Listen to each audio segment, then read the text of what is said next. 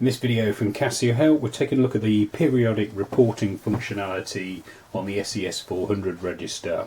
So I've covered previous videos on how to do an X report, how to do a Z report, but I've never spoken before about the periodic reporting.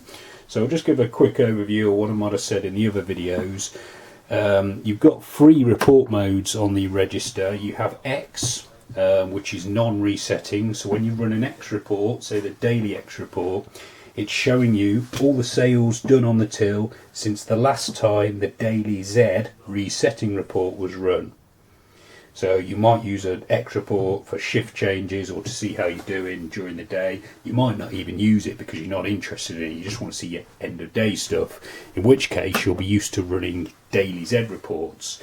So what I will have mentioned in a previous video is that a daily report is only a daily report if you run it every day. So every day you trade, you should run a daily Z report.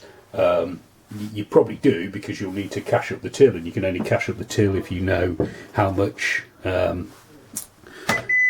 money should be in there. So if I just sign on and run a daily Z report, so you can use X reports for shift changes or to check how you're doing, but the information doesn't reset. It gives you the same information as a daily Z, but it doesn't reset it. Your daily Z report, what it does is it tells you how much money is in the till for that day, providing that a daily Z report was run the previous day, and then it resets it all, or at least it resets it all in the Z file. So if we ran a second daily report like I'm doing now, all the information is going to be at 0 apart from the GT, because that's non-resettable.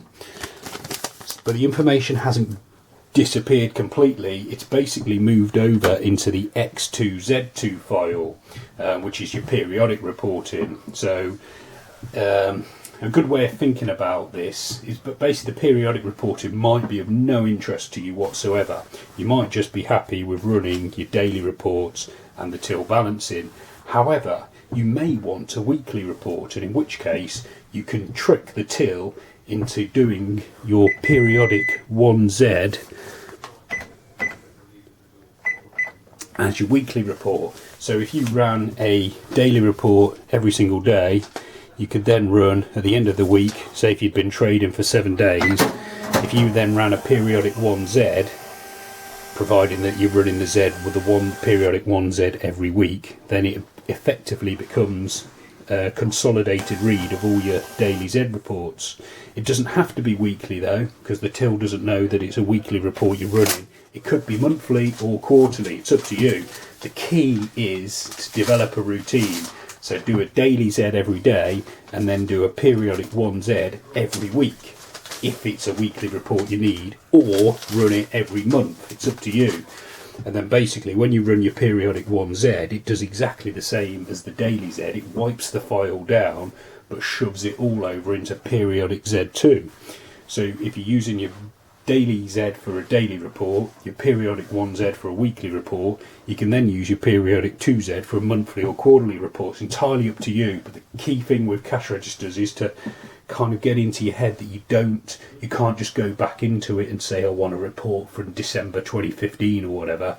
You have to have the routine developed of going and doing a weekly report every week, same time every week, and the same with the monthly reports.